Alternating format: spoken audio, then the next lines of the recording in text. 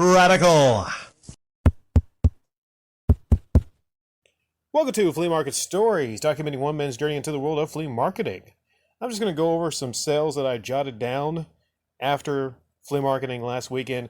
It was not as notable of a day. Not as notable of a day, but I'm just going to go over some of these sales real quick because I still have some other things I got to do today.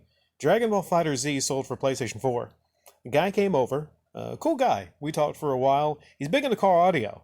So, yeah, it's pretty rare when you find somebody that actually knows a lot about car audio. Not just somebody that's like, I like the speakers that go boom boom.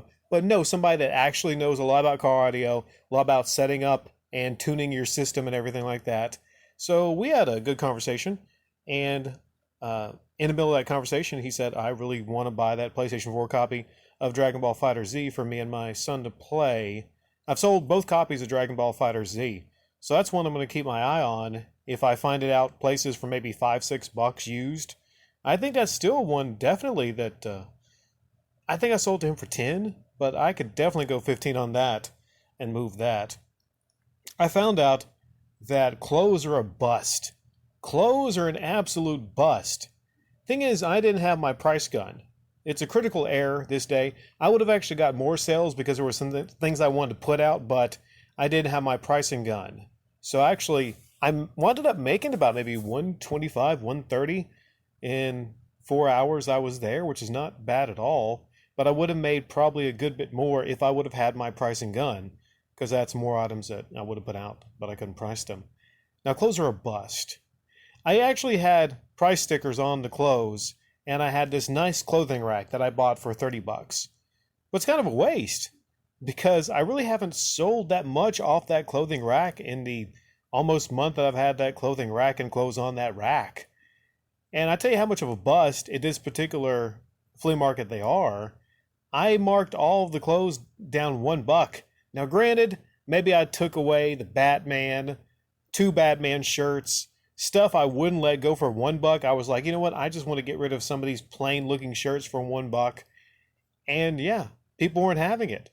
There were some reasonably nice shirts on there, but nothing like, graphic tees. I had a Cowboy Bebop graphic tee, and yeah, I don't know, just clothes are a bust. So it made me rethink. Actually, I definitely don't go out and I don't, buy any clothes to resell unless I know someone's actually going to buy that. That segues into one clothing item that did sell, and this was something I specifically picked up at the Goodwill for somebody, the anime guy that buys a lot of my Pokemon cards. I'm all out of Pokemon cards, by the way. So if I go out and find some Pokemon cards, he'll probably buy those too. It was a gray shirt that had Saiyan God blue with the blue hair. I get lost in the transformations, but Super Saiyan God Form 2, Blue Goku, and he was powering up, and he said something about train hard, and hell, I forgot the saying on it. My apologies. But it was a nice shirt, and it looked fairly new to be at a Goodwill, very good condition. And I said, for you, $3. It was basically just, what I paid for it. But the other thing that I got, I made $1 on, which was I sold to him for $3, I think. It was a nice polo hat. Now, if I come across more nice polo hats at Goodwill, yeah, polo hats, I mean, compared to all the other hats I have, the polo hat was quite nice. And so that's 2 instant flips, but I didn't make a lot of money, but that just kind of gives me an idea of what will sell. Anime, Dragon Ball stuff. I'm looking for Pokemon, anime, that's kind of stuff that definitely will sell. What else here?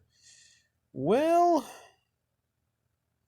I think that's about it, except for my big buyer that came back. He's just my big buyer. He's the guy that bought my Darius Rucker, Toad the Wet Sprocket, and Hootie and the Blowfish signed concert poster for $50. He's the guy that actually, was it this week? Yes, it was last week. I sold something that someone else gave me to sell, which was a stamp book. Remember that rare stamp book I was talking about from the 40s, which was War Ration stamp book.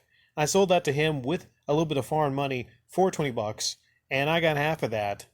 And the guy was pretty happy with the $20.